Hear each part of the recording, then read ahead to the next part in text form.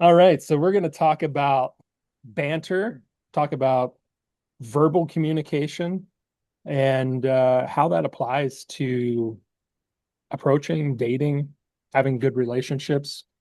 Um, a lot of the work, guys, that I've been talking about recently is nonverbal communication because so much communication is nonverbal. But we're Yeah. actually going to talk about verbal communication today, and Kristen's an expert in that, and she has a really cool philosophy around that level of communication and why it's so important. And you guys that have been in the workshops with Kristen and I, and been fortunate enough to be there, have learned how important this skill set is. So, talk to us about banter. What is it? Well, before I answer what banter is, I love you saying philosophy, that I have a philosophy, which I do. I do have a philosophy, but I'm so like I can't not make jokes about I'm like the Socrates of banter. Like it sounds so absurd to me, like my philosophy of banter, but I, it is much more serious I thought and you were has so more crazy. weight than people really understand. Yeah. So if you want to speak technically, banter is the pleasant exchange of fun remarks in a good-humored manner. Like that's basically what the dictionary will say. What do you say? We know. What do I say? I say that's the worst definition ever. Uh, because it doesn't do the service to banter that it should. No, it's not the worst definition, but it absolutely doesn't capture the gravitas or gravitas banter actually can have. And yes, it is light and good humored, but that doesn't mean you can think lightly. Like it actually takes a strong sense of self to be able to banter in a good humored, light way. And so the definition makes it seem easy breezy, and it can be, and it will be, and it absolutely is for certain people that are born with that ability. But um, it's skill. It's like a legit skill, and it can make and break you. Yes, it can do both, but it can make or break you in so many different scenarios, whether it's obviously dating or climbing the ladder at your job. Like you want your boss to want to be around you. I mean, you might not want to be around your boss, but those things will take you so far. So, yeah, Do you that's think a good banterer is curious, is comfortable with themselves internally, um, is socially aware? yeah. You can't banter without being comfortable with yourself because banter requires you to not run your thoughts through a filter. And if you're insecure and uncomfortable with yourself, you're going to be doing that all day long and not getting close to anything remotely similar to banter. Um, so you have to be self-assured so that you can have a point of view. So banter doesn't exist without someone having a point of view. And there's examples that I have like in my banter guide and that will be in my banter masterclass that show conversations between men and women. And it's just focused on men and women because I coach men on dating, but it can apply to anything. But it shows you the conversation of trying to banter without a point of view and without perspective and opinions and self-assuredness Yeah, versus I don't see how you could banter at all without a point of view, right? Like, you can't. let's just take a pizza shop, for example, right? Somebody that doesn't have an opinion on a pizza shop isn't going to be able to walk or drive to that pizza shop and share any kind of good times about it, right?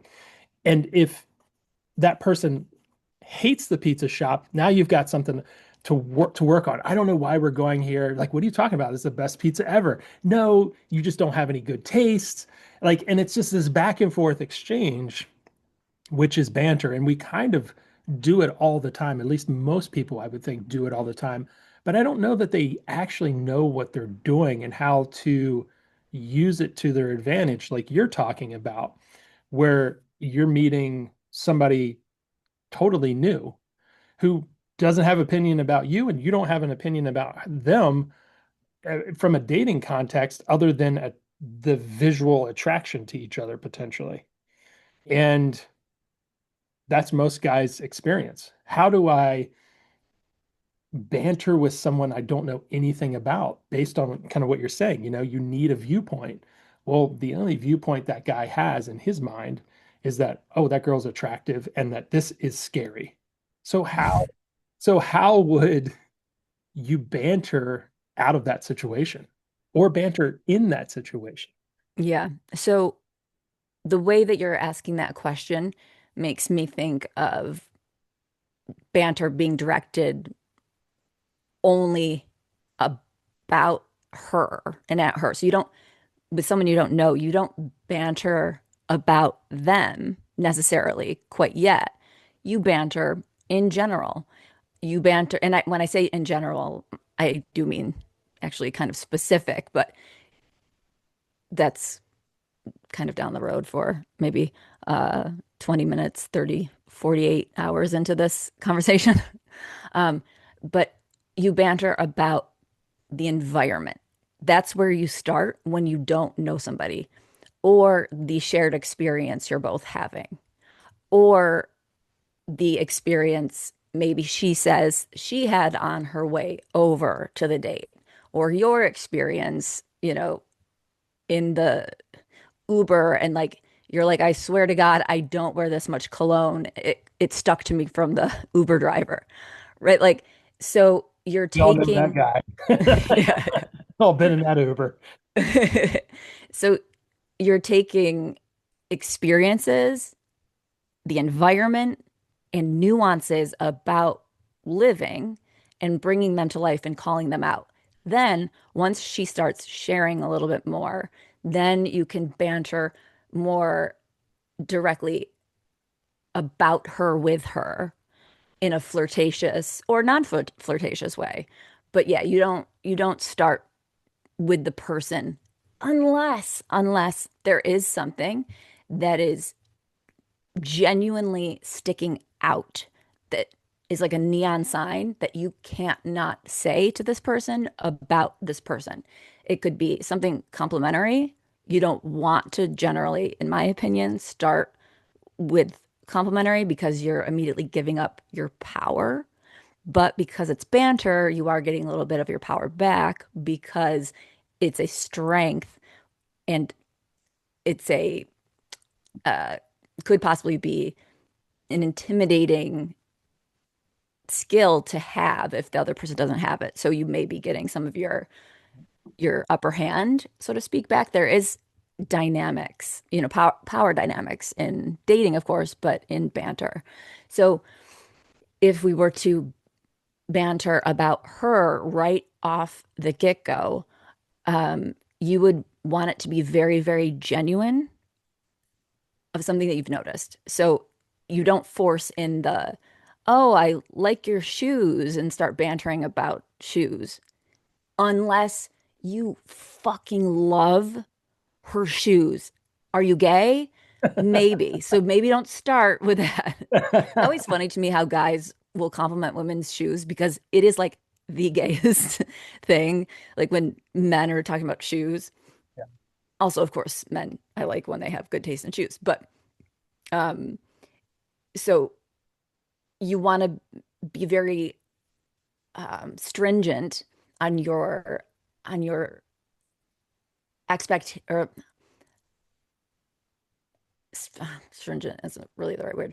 You want to have really high standards for what you're going to be calling out about her to banter about, because otherwise it's going to come across as pleasing, like me, nice guy Yep. behavior when banter's supposed to take that energy kind of away. Yeah. So he should have a really strong opinion. Like if he's complimenting shoes or saying something about shoes, like he should have a very strong opinion about shoes from a place that kind of makes sense. Like he's a fashion guy, he's a cobbler, like he Right. He yeah, came from 1602. yeah, like he knows like about like the leather mafia in Italy or something Yes. crazy like that, right?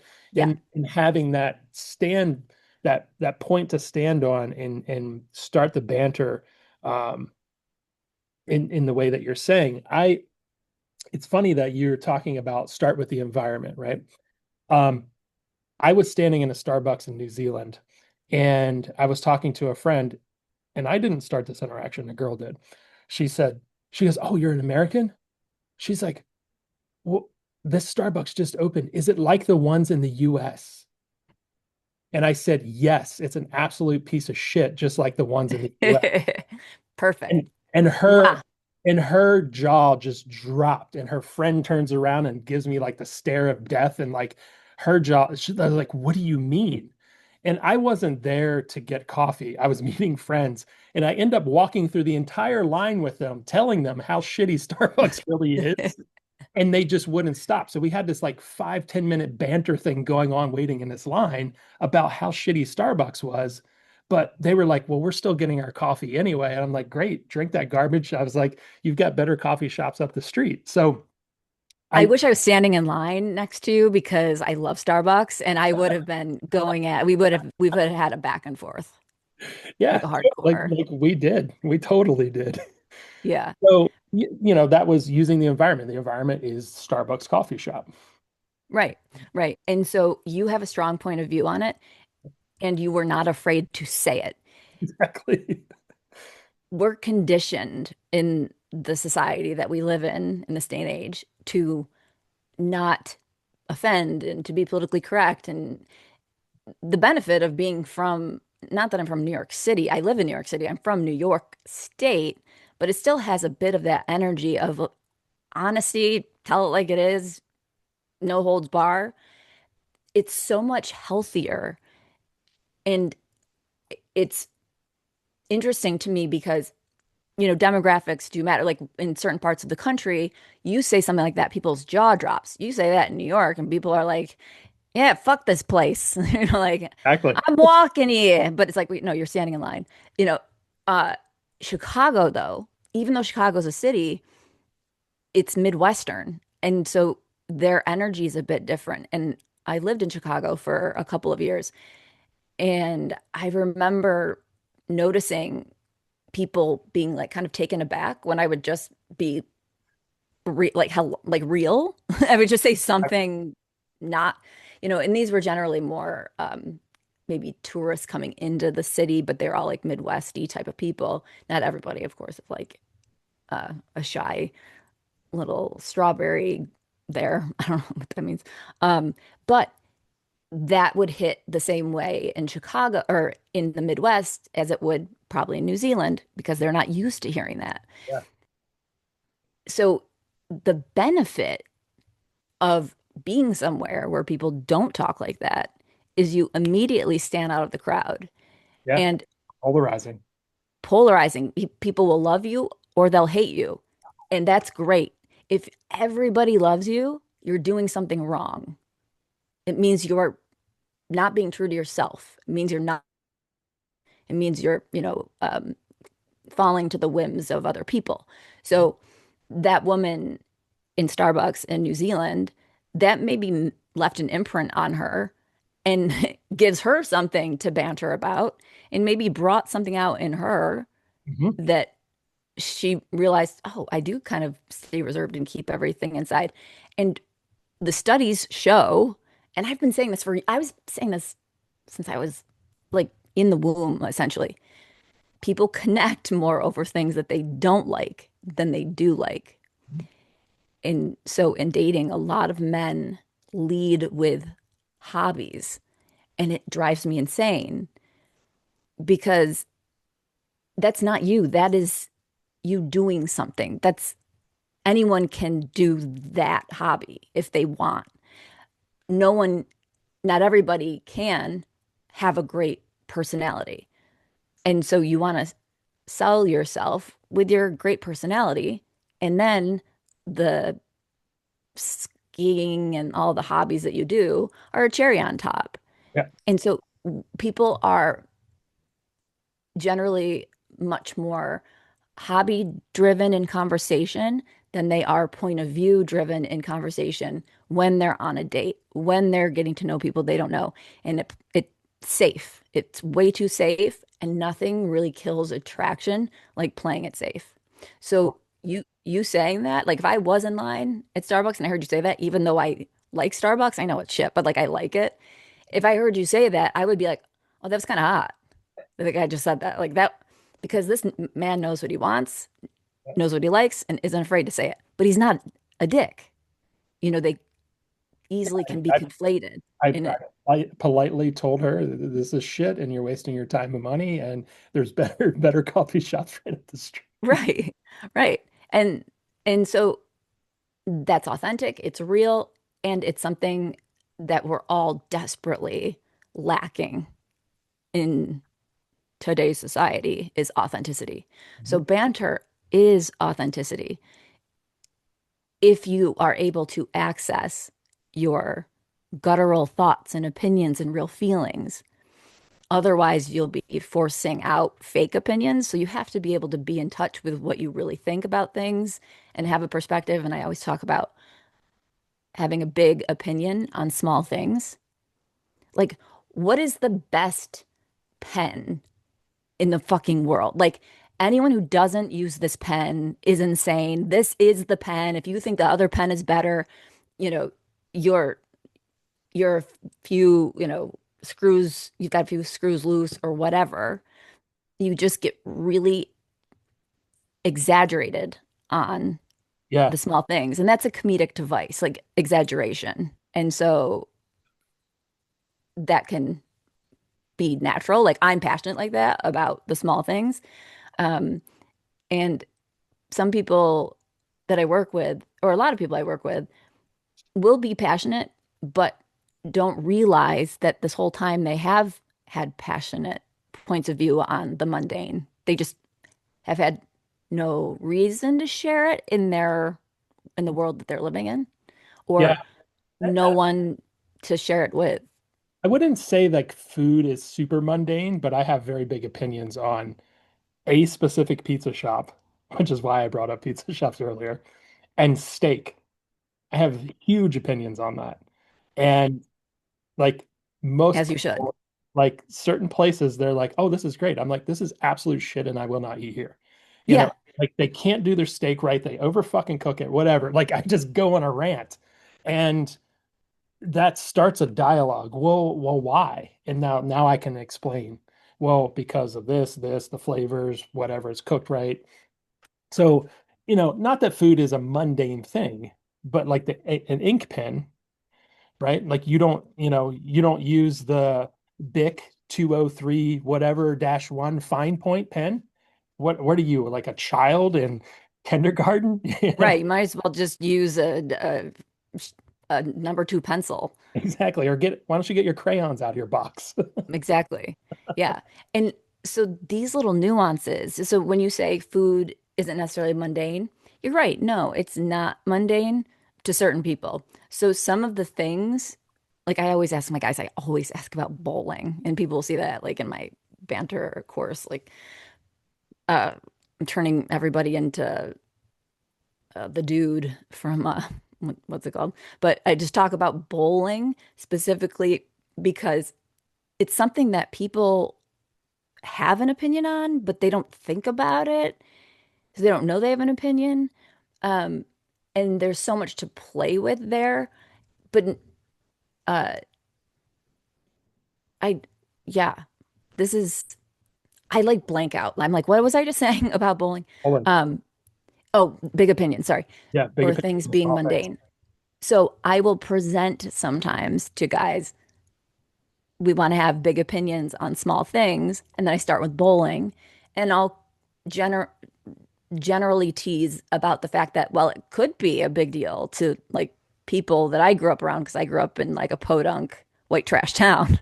So when I say small things, I would be uh, shot by the firing squad where I'm from. Like people here bowl, like that's a Friday night rock and bowl. Like that's a, Absolutely. so things can be mundane to certain people and not to others. But the whole thing is whether or not it's mundane, it's life. It's a piece of life we've all experienced.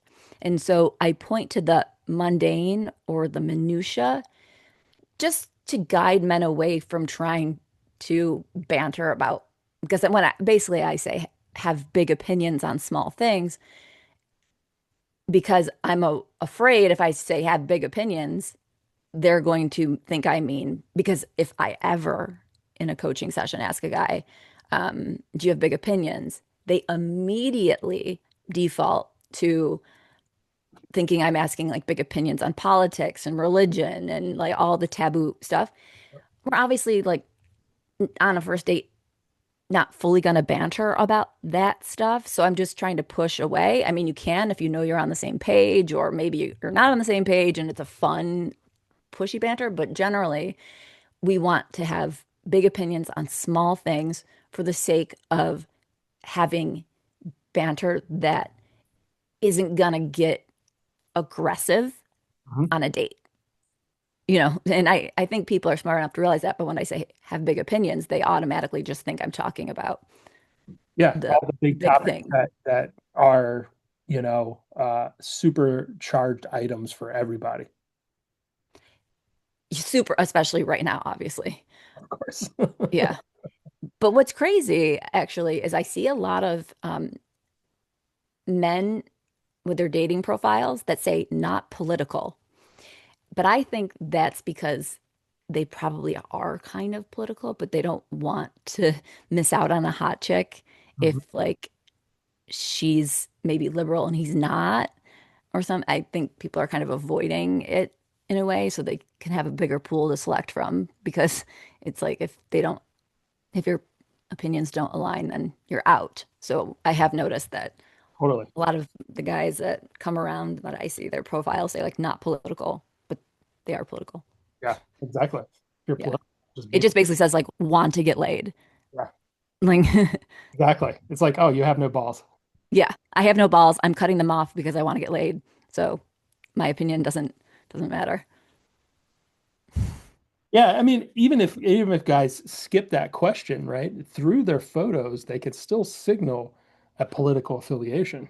Oh, absolutely. Want to. Like it's really like that's another way to do it. Like that's self-selecting. It's like, is this woman aware enough to like get these things that I'm doing that says, hey, I'm this affiliation or that affiliation. Yeah. And so you bring up a good point because, that's that's social intelligence.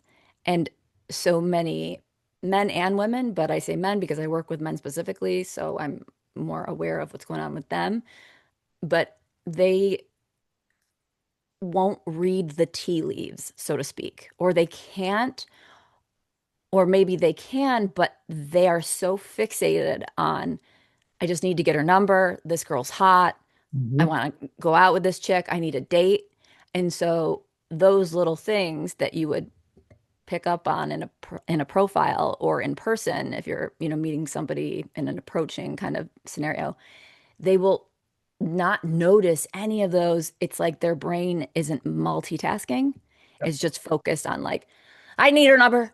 And so they overlook all of these moments that I call uh, turkey leg moments. So there's in banter when I teach it, I talk about chicken wing, turkey leg. So many men brush over so many opportunities for banter and tease and play and fun conversation because they're not hearing what Sure. is actually being said or taking in what's actually happening. 100%. I see it all the time, constantly. Like literally, I've seen women put it on a silver platter, like Yes. there right in front of them. And the guy's like, oh yeah, but the New England Patriots did this and that. It's like, bro, come on. Like, It's like, no, you just missed the biggest chunk of meat to tap into of whatever she just said that you can tease her about, talk about, get to know her more about, be playful with. And so I advocate for looking, whether it's in your environment or through verbal words, for the turkey leg. yeah, And it's up to you to find the turkey leg because you can see everything as a chicken wing. It's just one bite of meat and done. That's it. yeah, But where's the juicy giant leg, right? You know? right, right. And there's generally always a juicy leg underneath pretty much everything. It could be, you know, simply a coffee order, and a guy could look at that as a chicken wing. But if you actually really pay attention to what it is and what it is not, that can say a lot about her, and that can lead you down a lot of different fun paths. But also, I say fun with the caveat that banter can actually take you to deeper depths because you're being truthful in banter. Like you brought up was it coffee you brought up? Yeah, I was just saying, like, you see some attractive girl in Starbucks and she's got what the tall ones, like the venti or whatever the fuck it's called. right. The pumpkin spice and Yeah, whatever. it's like, oh, you got a big one today, huh? So a long night. Was the sex good? Right? Like, she would just be like, what the fuck? But like you have an Right, opinion on why she's got this big coffee. right. It's like, who else is gonna go up and say something like that first and foremost, but also who who's gonna take that coffee that's just a large coffee and turn it into an experience? And I think that's what you're saying with all of the Exactly. banter. It's like, let's take, like you said, the small thing and have a big opinion on it. Well, if a girl's got a large coffee and she looks a little tired, like leading with that is a big opinion. And it also opens everything up to be quite an experience, an edgy one, a high tension one for sure. But Yeah, that's what sets you apart when you have the ability to banter, that wit, the kind of comedic fun of conversation inside of you, whether you do it naturally or learn from you how to do it. Um, it's an amazing tool. it is. And I'm so glad that you mentioned experience because part of my philosophy, I surpass Marcus Aurelius, I surpass all of the guys. One of my philosophies with dating is make it an experience again. Like, let's make life an experience again. And that could start on very small micro levels. And I'm not just talking about like the guys with the micropeens. I'm talking about, you know, Yeah, yeah, m making an experience out of going to Starbucks, out of having to run to CVS. We have, I don't know, I haven't lived in another era that I'm aware of. I think maybe I did live in the 1920s if I did live in another time. Um, but to me, I could be romanticizing the past, but it does feel like this world at this juncture is very mundane. You're online dating and it's like a conveyor belt, like of, just the same person, the same clone coming down. You guys send the same exact text and then move along, don't hear from her again. Next one comes down and it's the same experience over and over and over. And it just feels like um, so many people have accepted this kind of clone life. Like we we're all kind of driving the same car, saying the same thing. Like, let's like make it interesting again. And it starts on that small level of conversation. Just you turned that woman's experience at Starbucks into an experience. yeah. It was an experience. It was epic. Yeah. And like that's what part of me, like I love living in New York City because you never know when there's going to be a guy in a pizzeria who's standing next to you who's like, either like, this is the best fucking pizza. Yeah, yeah, And I'm yeah. like, yeah, it is great pizza. And then because banter doesn't always need to be negative. And then all of a sudden we're bantering. So I'm not just having a slice of pizza and isolated and like, I don't need to talk to every human being. But if that comes along, he just gave me an experience. Sure. That was just some, more life living that I did in a 5 minute span that I wasn't expecting to fit life living into. I thought I was just grabbing a slice, you know? Um, so it's a service to not just yourself, but like to the world. Like I want to make life an experience again. Yeah, absolutely. I totally agree. So for the guys watching, right, they need to have an opinion about pretty much everything in life. And some things have bigger opinions than others. Um, you need to be willing to vocalize your opinion on things. You need to be able to step into the emotional tension of bantering back and forth. You got to be able to handle the tension that's getting pushed on you as much as you push on her. And another thing is guys will try to start to banter and they'll try to lob something out there, and then the girl will receive it and she'll hammer him right back. And so instead of upping that one more level, he gives his power away, like you're talking about, and succumbs to that instead of going on the attack, going back, throwing in a bigger bomb into the situation and creating even more tension. And then her volleying that back, and you volley it back just completely out of this world, totally crazy comment about something. And then she's like, oh, finally. Yeah. And then she goes more into her feminine. She's like, oh, now I can Hmm. somebody I can play, somebody that doesn't cower when I push back one little bit. Like me personally, I love those types of exchanges. It's like I say something, somebody volleys something bigger back to me, boom, I'll go back bigger, it comes back bigger, and then just completely over the moon, over the top with the next one, and then it's done. And now we can play with that. We've established some type of connection, some type of Hmm. respect for each other, Hmm. and then we can build rapport if we want. We can banter some more about funny stuff. Like we can go a lot of different ways, but that initial banter is so, so important. Yeah, it gives you, instead of having one road to take with somebody, it gives you like 10 to choose from. Like, which direction do we want to go now? Because it surpasses the typical getting to know somebody like at lightning speed. You Yeah, jump levels with the person you do. so quickly when you establish with banter and you start with banter.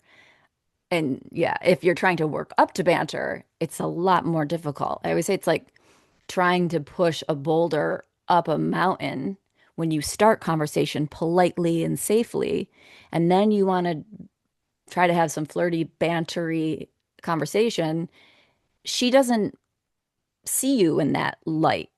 And so Versus, it's going to take a lot more work for her to believe you when you start bantering and teasing and having, this personality that can put her into her feminine.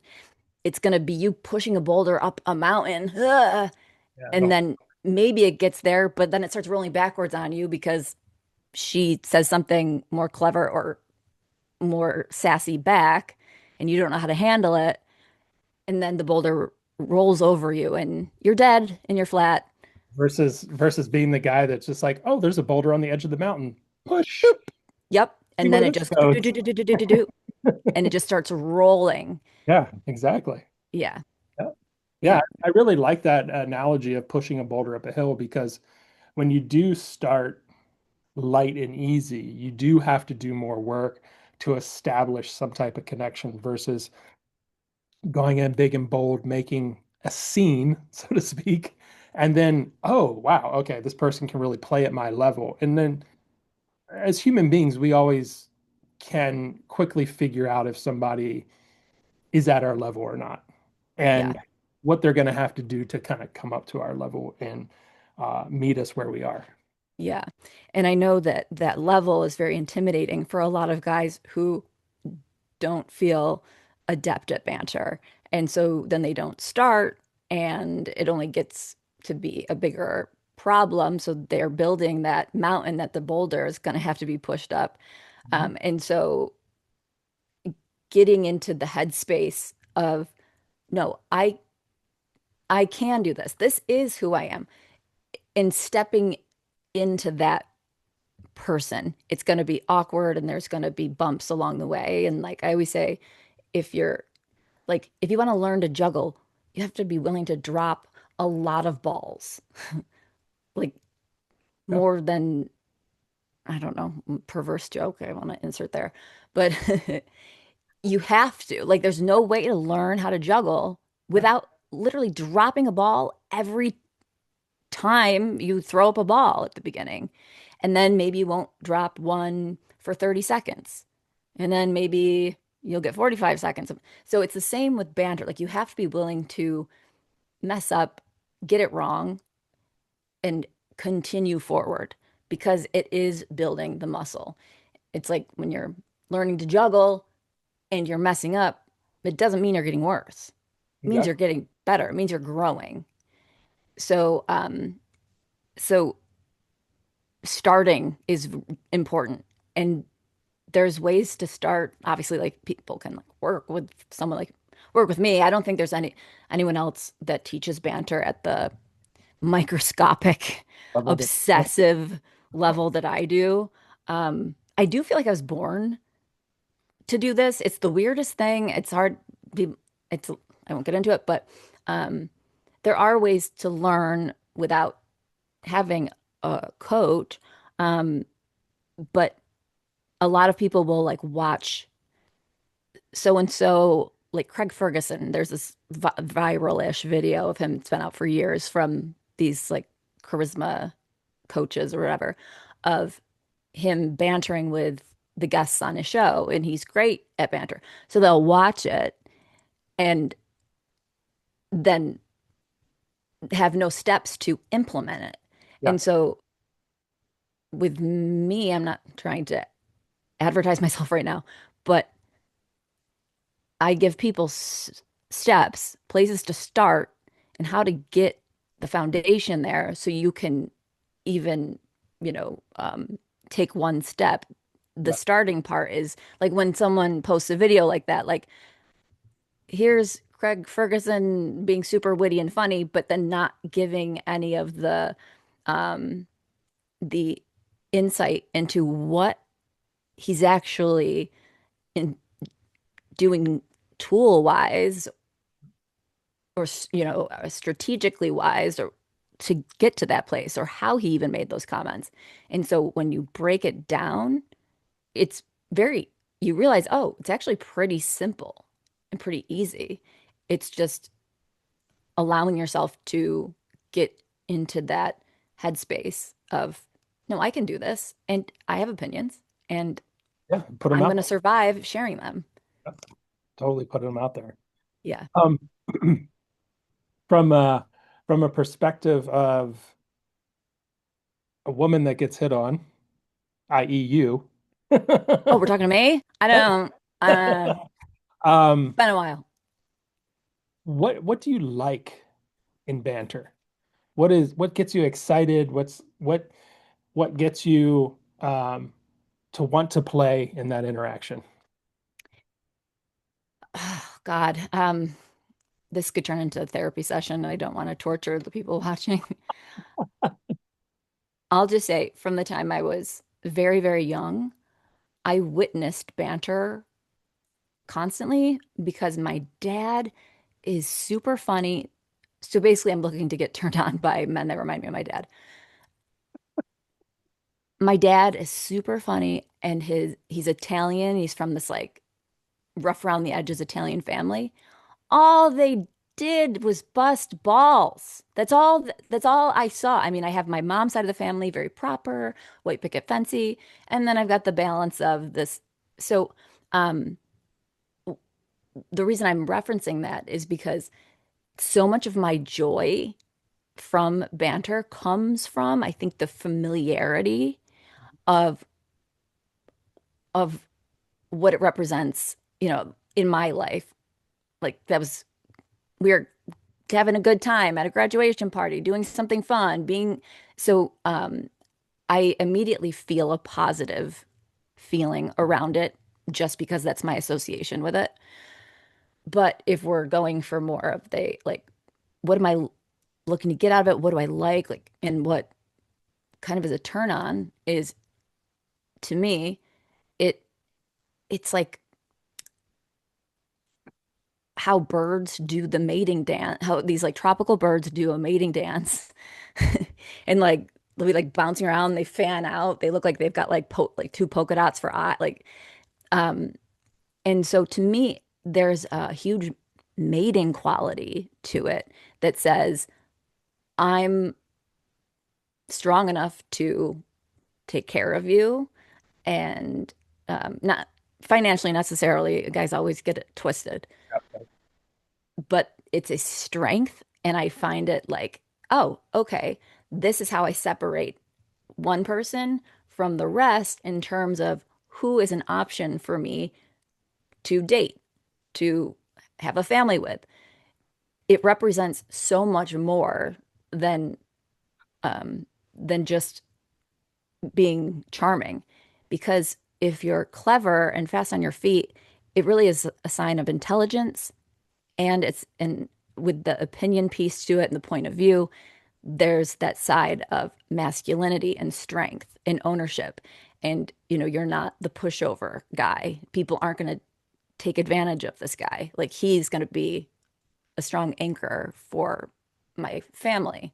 So that's what I think it really does for me and for a lot of women. Um, but it's also fucking hot simply for the fact that you own who you are and you're totally comfortable in your skin when you can banter. So, question on that for the guys. Why is that hot? Why is it hot to a woman that a guy can banter, is comfortable in his skin, um, in his approach? What is that signaling to you? What is it that's sexy about it? What's sexy about it, what it signals is, I would say the same thing, like strength. Um, I know this person isn't um, uh, weak. I don't, there's something about that, and that's strong. So there's so many women, you know, now, and there's not actually not as many as people would think that reference toxic masculinity and the patriarchy. I fucking love the patriarchy. It's the reason like I get to like do my makeup and, maybe have a dude open a door for me. I mean, I'll take the occasional hit in the face. I mean, I'm just kidding. But but it's masculine. And so men sometimes think, "Oh, if I'm jacked and, huge muscles, that's masculine." Yeah, sure, that can be masculine. Trying too hard doesn't feel masculine when men are like overly built, unless, it's just their passion, but it can feel insecure. It feels like they're trying to prove something. But with banter, it's strength without having to have a six pack.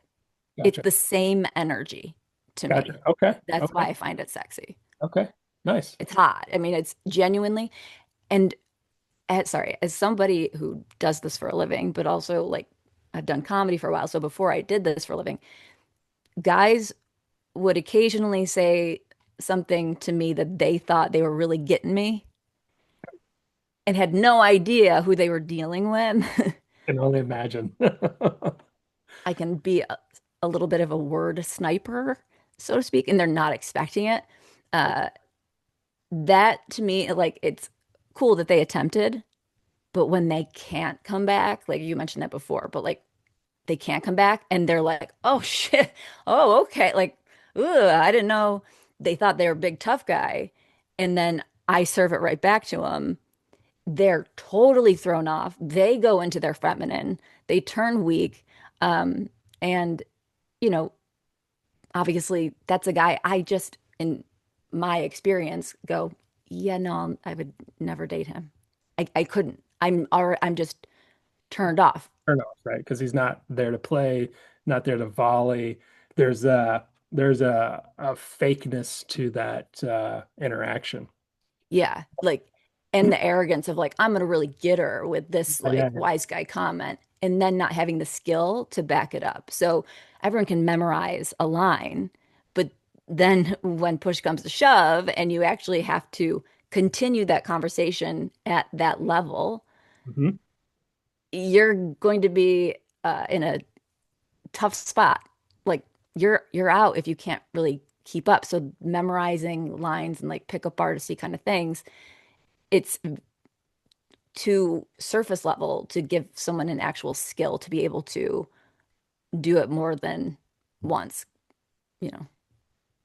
So I know guys would be thinking, oh, well, I have to be like really good at this or I can't do it. Even though we've said, you got to go out and practice, you got to drop the balls a couple times. Only not only yours, but the balls that you're juggling, Your right? balls will finally drop once you drop the balls. Exactly, exactly. Um, so shit, what was I was going with that? We were got distracted with balls.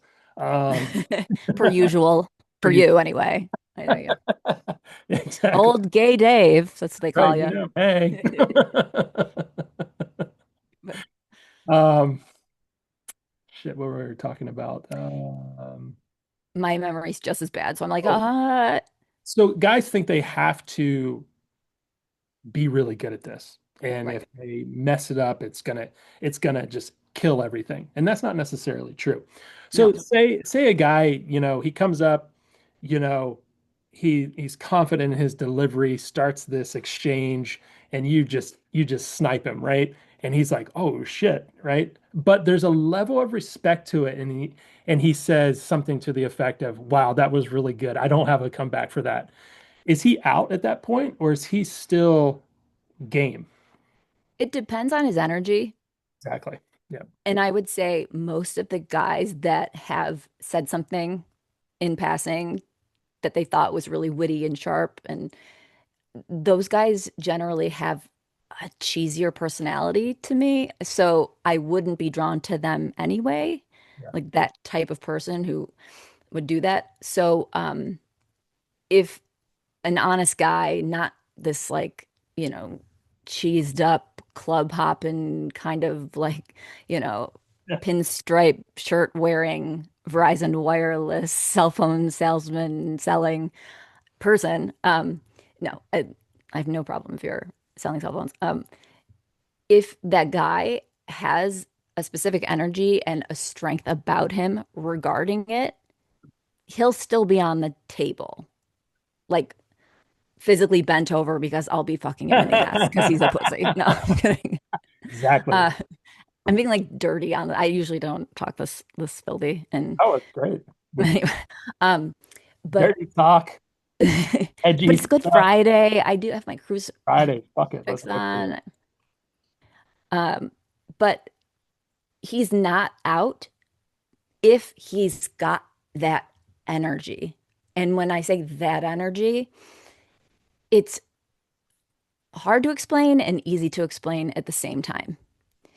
It's an energy of owning who you are, comfortable in your skin, and not ego driven. So you don't shrink when someone one ups you. So, That strength will resonate. so it's the shrinking, the experience of him shrinking, not standing in his own power as you snipe him. And he's like, yeah, I got you. Like that was like, you got me. That was good. But anyway, and it might take him a second or something and he'll fire something back, right? But maybe right in that moment, he may not quite have it, but he's like, oh, wow, that was good. And it's Yeah. still really there with you, really connected, feeling good, has good energy. He's not out at that point. No. Yeah. The what he could do to become out, and I feel so bad for men because I get how this is confusing. But if he was suddenly enamored with me. And like, oh my, that like I want to like sit down and try to write comedy with you or something. Like that is a turn off. It's like don't overdo it with like how taken aback you are at me. Be intrigued, Mhm. entertained, and keep it moving forward. Don't roll into, oh my, like, because if I'm, as someone who does stand-up comedy, it's not typical for most women to do stand-up comedy. And then I don't look like I would do stand-up comedy.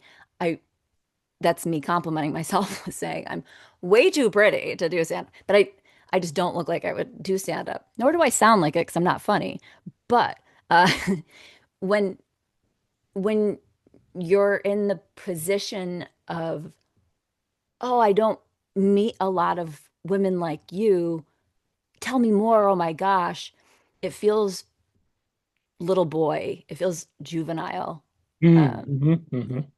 and women, they really want to be treated with absolute like gentlemanness. But there's a difference between being a gentleman and being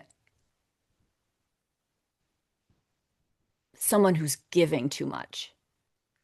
Yeah, And there's a balance to find. And yeah. so if you're trying to learn how to banter and you're still in that kind of nice guy mindset, you're going to drop more balls than you should because people are going to perceive you as the nice guy and not take you seriously when you say the thing that is you know really witty or pointed or sharp or whatnot. Um, so Yeah, definitely. yeah, Nice. yeah. Nice. And as someone who teaches banter, you would think by now I would be tired of talking, but I just talk way too much. So uh, Before I we just stopped there because I'm recorded like, this, stop talking, we've been Kristen. talking for 2 hours Yes. before we even recorded this. I think we were talking for like 4 hours before we were Probably. recording. We're going on 3.5 hours right now. Oh, wow. Yeah. I mean, I don't know where it comes from. It just doesn't stop. Yeah, But it can stop. And as someone who does teach banter, I also do teach knowing when stop. to stop. We don't want just a guy trying to be funny, funny, funny, funny, Diarrhea. funny. Yeah. It's exhausting. And you want to have different notes. She wants to feel different things, different levels. And that, That's like a you said before, that's a banter really can take you to those levels. yeah, that's a really good point. Because there are the guys that is like a jokey, jokey, jokey, jokey, jokey guy that it's like, bro, okay, we got it. You're a funny dude, but you're pretty immature at this point. Like you haven't really connected with me. You haven't And dropped it. Like I want to build some rapport with you, but you're not allowing that to happen. Um, and I find you attractive, but like you're just goofing off so much. Like I can't even get turned on to like drop a sexual innuendo in here anywhere. And those guys, I see them all the time, and it just like you said, there's different notes to be played throughout this conversation of banter. And if you're mhm. not playing those notes, you're not doing what I tell everybody to do, all the guys to do is, you got to be the emotional drug dealer. You got to be deal Yes, emotions. we women want to feel. We love to feel different your unit, but also different feelings. We want to feel understood, and then we want to feel sexy, and then we want to feel teased, and then we want to feel sentimental, and then we're insane. We want to feel all these different feelings in basically one date, one interaction almost. Um, Within 5 minutes. yeah, but I mean, the men that I've been the two men that I've loved the most in my life in terms of romantically have been able to provide all of those feelings in one sitting. And it could be a sitting for 5 minutes, like you said. I can feel the depth, I can feel the sensitivity, but it can also feel a little darkness, and I Sure. can sense the intelligence through the uh, sharp observations that are clever. And it's like, oh my God, I think I think I just came. Like that was, you know, Yeah. so hot. So it's not that you want to be a roller coaster, bipolar all over the place. No. It's it's like a controlled thing. It's much more measured than it sounds like it would be, that kind of experience.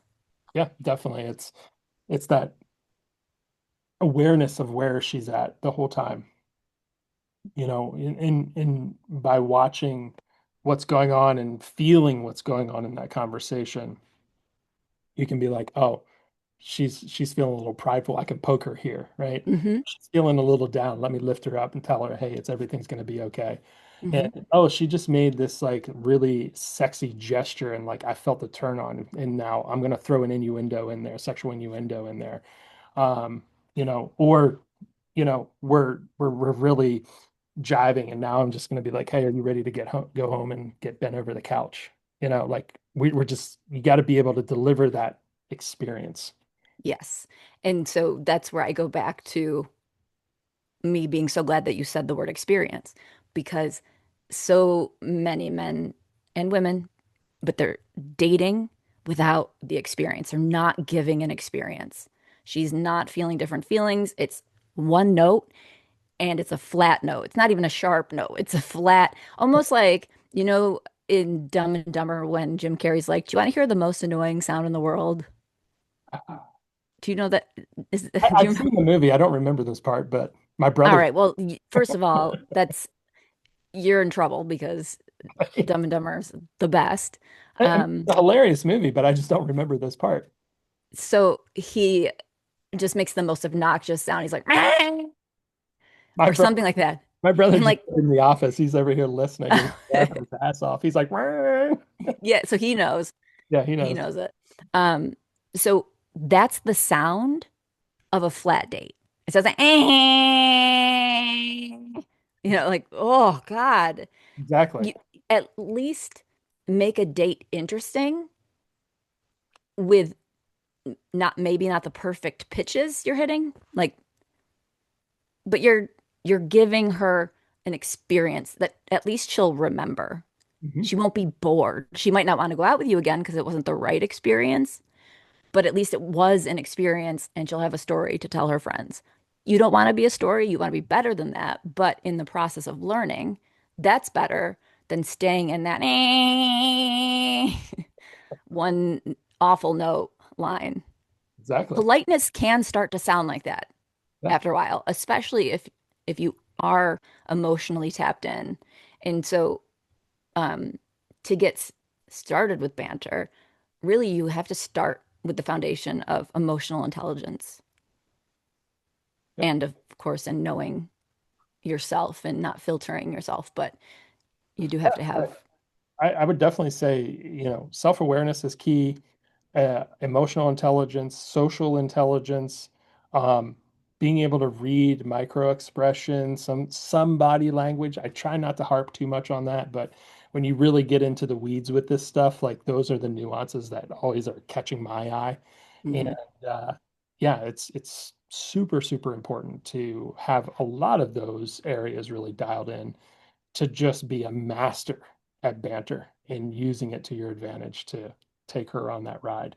Yeah, And when you're at that level, you're also taking yourself on a ride. For me, absolutely. It's your own experience as well. Like enhance your own life too. yeah, for me, like I'm getting a kick out of pushing your buttons sometimes. And I'm feeling good because you responded in a sarcastic way because I wanted you to. And it's like, oh, I got that to happen. And so all of this isn't just about her. It's about you too. You're in the experience as well. And I think so Yeah. many guys put way too much effort in catering and placating to her and her experience instead of, hey, you're here too, buddy. Like, Yeah. you know, if you're not in this, she's going to be like, oh, okay, just another guy that's like not. here for the right reasons. He's just trying to get in my pants, which, well, of course we are, but um, at the same time, like there's a difference between a guy who's involved and a guy who's not when it comes to this kind of stuff. Yeah, And a woman is definitely going to love a guy who's involved in it for himself as well, because it's like, oh, he isn't going to be fawning over me 24 hours a day. He's not going to be up my ass all the time, right? He's got his own thing. And when you have that really true, solid, healthy relationship, it is an interdependent relationship. It's not a codependent relationship. And, right. um, you know, those are the kind of cues that she's going to be sorting for you as a guy. And once you come and work with me, you're going to be sorting for that kind of stuff too. Is this woman good for me? And it all comes down to something very simple like banter, to get some cues off of people as to who they might really be and what Yeah, their capacity is. yeah. I have had women come to me over the years saying either my marriage like needs banter, it needs play. And I've worked with women in that regard. I've had women come to me saying they were dumped or they're not seeing the guy they were seeing anymore because they couldn't banter. And so it always makes me proud that that man, is having those standards for himself. Like I want to enjoy myself. I want to be able to flirt and have fun and be playful and tease and the men that aren't aware of it, like they are missing a huge chunk of life, of enjoyment. Yeah, Not, you don't have to love it. It's like everyone's allowed to like their own things. And if you don't care for banter, then it's not your thing and move on and like find someone who also doesn't really care about it.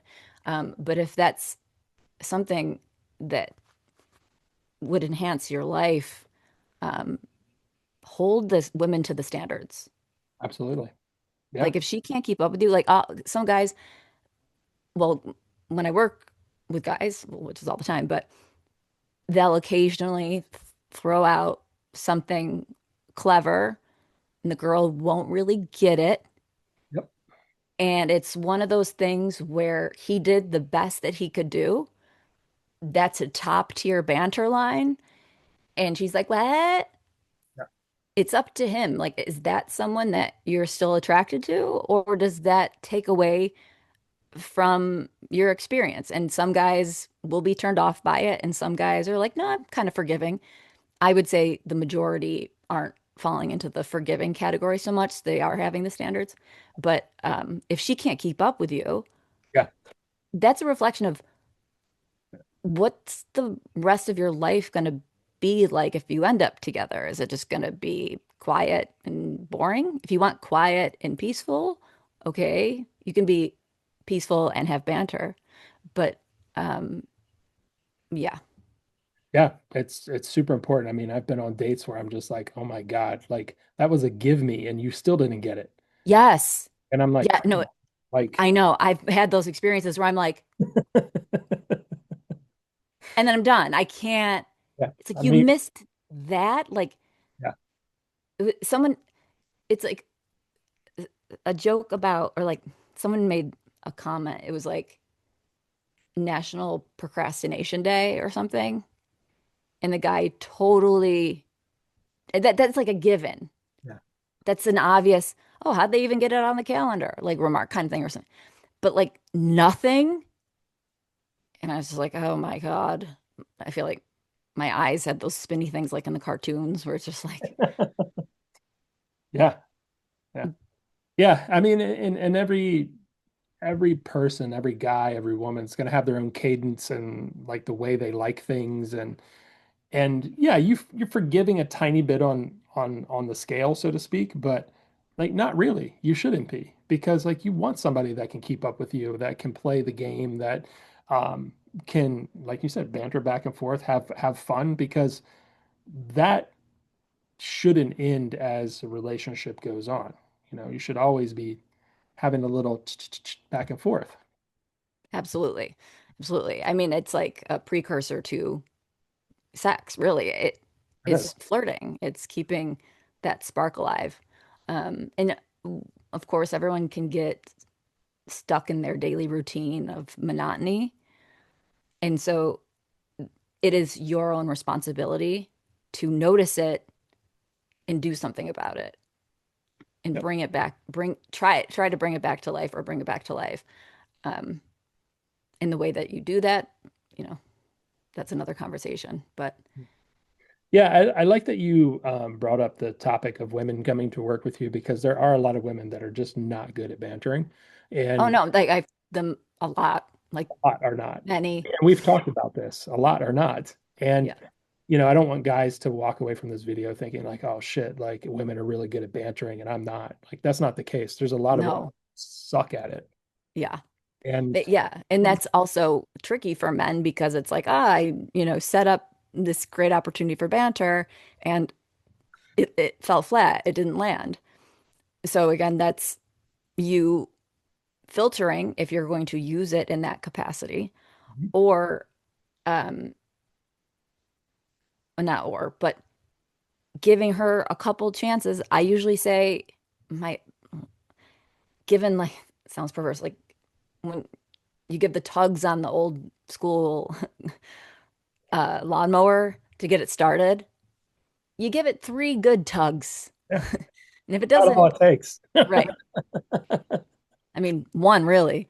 Um, If it's a good one, absolutely. yeah.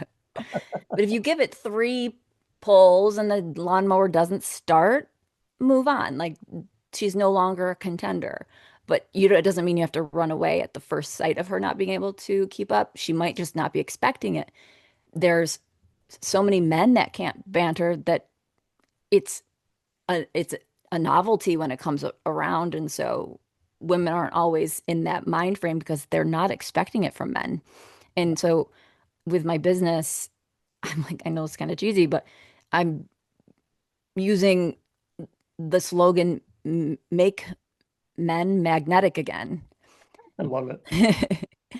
Because, you kind of picture the stars from the 40s, those old, the classic Hollywood. They always had strong opinions and strong takes. Not necessarily saying they were all funny, all comedians. They weren't all Groucho Marx, luckily, because, we do want to be physically turned on also as no. I would be very attracted to Groucho Marx, although I did hear he was really bad to women, which whatever. But We got those men, they were men. It's just that simple. They were men when men were men kind of thing. And banter gives you that. Those men were magnetic. And obviously they're stars, but you can embody that magnetism when you're in the right headspace and you've done the right work and you know how to hold yourself and you know how to charm a girl, but you also know how to not kiss her ass. And exactly. you might be uh, teasing her and giving her a hard time, but the look in your eye, the quick look in your eye is like, I want you. Like, and that combination is so hot. Um, and it's magnetic. Just like the guy behind you, Clint Eastwood. There he is. I'm revealing my ring light. Yeah, No, that's just he wears that circle on his chest. exactly. Yeah, I mean, I'm not I have this kind of by default because I found it in the my parents' basement and it's a great photo. But yes, of course he's classically handsome. But like that strength in his eyes, like that is a man. That is magnetic. That is hot. And again, yes, he has a great, but women really can morph what they're attracted to based on a guy's energy and how he's behaving and how he's holding himself. The guys that I mentioned, two the men that I love the most, not the best looking dudes on the planet. Wildly magnetic.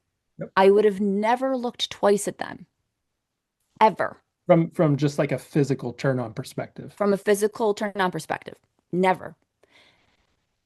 It's it was how they held themselves, their ability to bust my balls, to banter, to tease, but also to show that he can and would take care of me at the same time and be in touch emotionally, be emotionally available, um, and walk into a room like they belong in that room.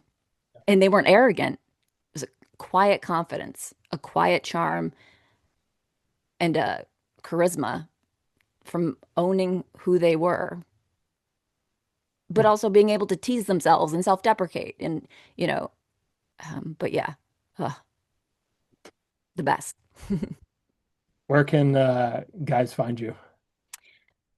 Well, right now, usually sobbing in the corner because I wish one of those relationships worked out. Some people are, you're a dating coach? No, no.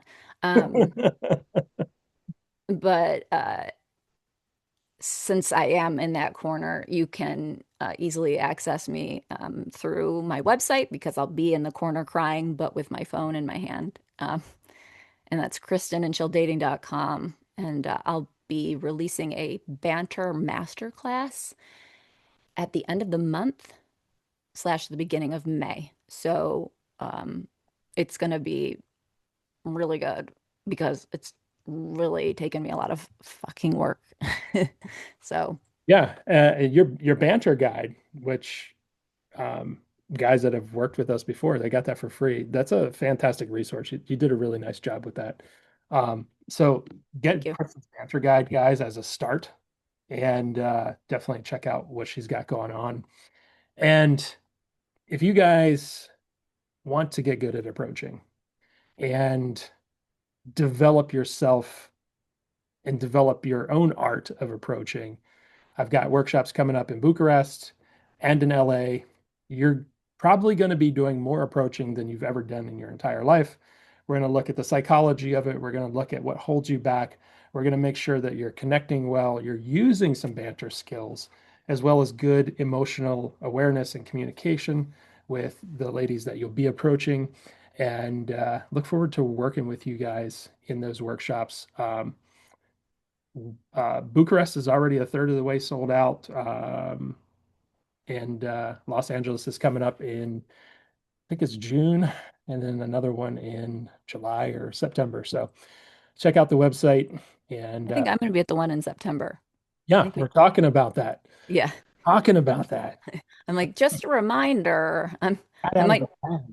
be there, so don't be surprised, but you invited me, so Yep, exactly. So yeah, Kristen and I are working on putting on something together again. So it'll be exciting. But hope you guys enjoyed this interview and picked up on some of the banter that Kristen and I actually had going on while we were doing this. Some of the innuendos, the jokes, and the funniness, and just little chit chat back and forth. so meta. Banter while talking about banter. Exactly. So meta.